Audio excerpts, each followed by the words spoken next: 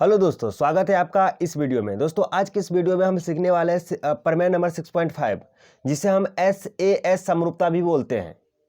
आइए सबसे पहले समझते हैं SAS समरूपता होता क्या है या ये प्रमेय कहता क्या है।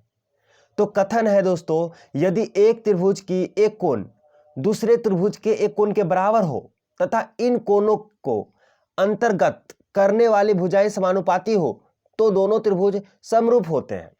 सबसे पहले ये प्रमेय को हम समझने से पहले एक बात समझना होगा, इस प्रमेय को समझना होगा। बोल रहा है कि अगर ये कोण और ये कोण बराबर होंगे तो ये कोण बनाने वाली भुजाएं, जैसे ये AB है और AC है, ये कोण को बना रही है, तो ये इसमें DE है और DF है जो कोण D को बना रही है, तो ये दोनों भुजाएं आपस में क्या होंगे, समानुपाती होंगे और कोण भी बराबर होंगे, तब जाकर दोनों त्रिभुज क्या हो जाएंगे, समरूप हो जाएंगे। बस इतना ही समझना है आपको और इसी को प्रूव करना है। तो हमने जो बात दे रखा है कथन में उसको हमने अपने भाषा में लिख लिया है। कैसे? माना कि ABC और DF दो त्रिभुज है जिसमें कोण A बराबर कोण D दे रखा है और AB बट्टे D और AC बट्टे DF दे रखा है, दिया है। तो हमें सिद्ध करना है कि को त्रिभुज ABC और DF दोनों त्रिभुज क्या होंगे, समरूप होंगे। इसी बात को हम SAS समरूपता के नाम से जानते हैं। ठीक है दोस्तों, तो आपको पता है जैसा कि प्रमेय करने के लिए हमें तीन भाग से गुजरना पड़ता है। पहला तो एक विशेष प्रतिज्ञा जिसे बोलते हैं, हम मान लिए, इसको अपने भाषा में लिख लिए। दूसरा जो है अपना क्या है, रचना। ठीक है दोस्तों, रचना। तो यहां आपको दिख रहा होगा फिगर देखना इंपॉर्टेंट है। अब देखिए जरा, हमने क्या करा है, DE से AB बराबर DM और DF से AC बराबर DN काटा। मतलब ये इसके बराबर और ये इसके बराबर काट लिया और MN को मिलाया। बस इतना ही रचना करना है। अब जो कहानी करेंगे प्रमाण में करेंगे, साबित करेंगे। अब जरा ना देखिए, अब जो नया जो ट्रायंगल दो बना त्रिभुज ABC और DEF में, देखिए तो सीधा सीधा बात दिख रहा है, ये दोनों त्रिभुजा बराबर है और ये कोण ऑलरेडी बराबर दे रखा है, तो ऐसे सर्वांग समता लग रहा है। यहां से देखिए, हम अगर बात करें त्रिभुज ABC तथा त्रिभुज DMN में, ठीक है, DMN में, तो जरा देखिए AB और DE, AB बराबर है D के, कॉमा AC बराबर है DN के। ठीक है, ये कहां से आया, ये रचना से लाए हैं। देखिए ना, रचना में यही कहानी की है और कोण A बराबर कोण D दिया है। ठीक है, जिस दो त्रिभुज के भुजाएं बराबर और बीच वाला कोण, मेरे भाई बीच वाला कोण बराबर हो ना, तो वो दोनों त्रिभुज सर्वांगसम हो जाते हैं। क्या हो जाते हैं, सर्वांगसम, मतलब सब अंग समान हो जाते हैं। इसका मतलब त्रिभुज ABC सर्वांगसम हो गए त्रिभुज DMN के। मत किस समरूपता से, सर्वांग समता से, SAS सर्वांग समता से।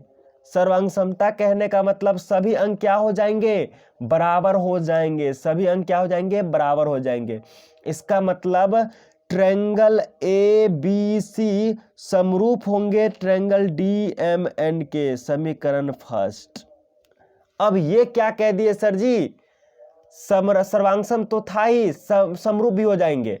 जी हां, सर्वांगसम होने के लिए दोनों आकृति एक दूसरे को ढकेगा, तो मतलब आकार और माप दोनों बराबर होना चाहिए। लेकिन समरूप होने के लिए भाई मेरे जरूरी नहीं है ढके, सिर्फ आकार सेम हो जाना चाहिए। तो आपको मैं एक चीज याद दिला दूं, सभी सर्वांगसम आकृति समरूप भी होते हैं, लेकिन सभी समरूप आकृति समरूप सर्वांगसम हो भी सकते हैं या नहीं भी हो सकते हैं।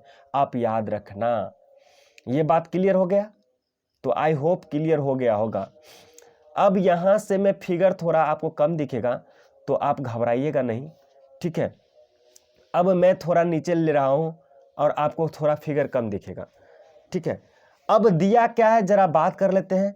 दिया है, एक चीज और दिया है, क्या दिया है, AB बट्टा DE बराबर AC बट्टा DF दे रखा है ना। देखिए ना जरा, हर बात दिखाना जरूरी है क्या, यह देखिए ये दे रखा है। अब इसका जरा यूज करिए ना। अभी हमने जस्ट काटा है रचना में, AB बराबर हमने क्या काटा है, AB बराबर अगर मैं ऊपर थोड़ा घिसका लूं, AB बराबर क्या लिख सकते हैं आप, DM, और D तो है ही अपना। और AC बराबर हम क्या लिख सकते हैं, AC बराबर लिख सकते हैं DN, और बट्टे में क्या लिख सकते हैं, जो दे रखा है DF। अब ध्यान से अगर फिगर को मैं दिखाऊं, फिगर को दिखाऊं, तो DM बट्टे DE और DN बट्टे DF एक ही त्रिभुज में है, तो ये थेल्स प्रमेय के विलोम से ये दोनों क्या हो जाएंगे, आप बोलोगे समांतर हो जाएंगे। तो ये कुछ नहीं है, ये थेल्स प्रमेय है। थेल्स प्रमेय के विलोम से ये क्या हो जाएगा, MN समांतर हो जाएगा EF के। अरे मैं फिगर ड्रॉ कर देता हूं, आप घबराओ मत, ये D है, ये E है, ये F है, ठीक है, और ये आपका MN है। और यहां वही बात दे रखा है, DM बट्टे DE और DN बट्टे DF, ये दोनों त्रिभुज क्या हो जाएंगे, ये समांतर हो जाएंगे। ये दोनों क्या हो जाएंगे, समांतर हो जाएंगे। तो कोण M कोण E के बराबर और कोण N कोण F के बराबर। तो यहां से हम लिख सकते हैं, इसीलिए कोण M बराबर कोण E और कॉमा कोण N बराबर कोण F, किस कोण से, संगत कोण से। और आपको पता होगा, अगर DMN और DEF की बात करें तो ये कोण इसके बराबर, ये कोण इसके बराबर, और ये दोनों में अभिनिष्ठ है। इसीलिए हम लिख सकते हैं त्रिभुज DMN समरूप हो जाएगा त्रिभुज DEF के। ये क्या बोल दिए सर, कहाँ समरूप लगा देते हैं, कहाँ सर्वांग लगा देते हैं, हमें तो पता ही नहीं चलता, हमें तो पला ही नहीं पड़ता। आप घबराइए मत। इस फिगर को आप ना दो फिगर में देखिए, एक छोटू सा फिगर में जिसका नाम है DMN में, और एक बड़ा सा फिगर में जिसका नाम है DEF में। भाई मेरे, ये कोण इसके बराबर हो गया, ये कोण इसके बराबर हो गया, ये दोनों तो समांतर हमने करा था ना। अभी देखो ना, ये भाई मेरे समांतर है, और ये कोण D है, ये भी कोण D है, दोनों अभिनिष्ठ है। तो दोनों त्रिभुज, जिस दो त्रिभुज के कोण बराबर होंगे, तीनों कोण बराबर होंगे या दो कोण बराबर होंगे, तो दोनों त्रिभुज क्या हो जाएंगे, सर्वांग सम। कौन बोलता है, ए समरूपता से। समझे, ये समीकरण सेकंड हो गया। अब ऊपर क्या निकाले हैं, जरा ऊपर का फिगर थोड़ा सीन दिखाइए। तो देखिए, त्रिभुज ABC DMN के समांतर है, समरूप है, और DMN DEF के समरूप है। तो समीकरण फर्स्ट और समीकरण से अब यहां से हम एक बोल रहे हैं बात, राम जो है गणेश का फ्रेंड है, और श्याम जो है गणेश का फ्रेंड है। तो राम और श्याम दोनों फ्रेंड हुए कि नहीं हुए, या ऐसे समझिए, x बराबर y है और y बराबर z है, तो y और z बराबर हुए कि नहीं हुए। तो यहां से वही कहानी है, ABC DMN के समरूप है और DMN DEF के समरूप है। तो समीकरण फर्स्ट और समीकरण सेकंड से, समीकरण फर्स्ट एंड समीकरण सेकंड से त्रिभुज ABC समरूप हो गया त्रिभुज DEF के। यही तो आपको क्या करना था, प्रूव्ड। ठीक है, हो गया ना प्रूव्ड। आई होप आपको ये वीडियो समझ में आया होगा, ये प्रमेय भी समझ में आया होगा। और वीडियो अच्छा लगे तो वीडियो को लाइक करें, और चैनल पे नए हैं तो चैनल को सब्सक्राइब करें। धन्यवाद।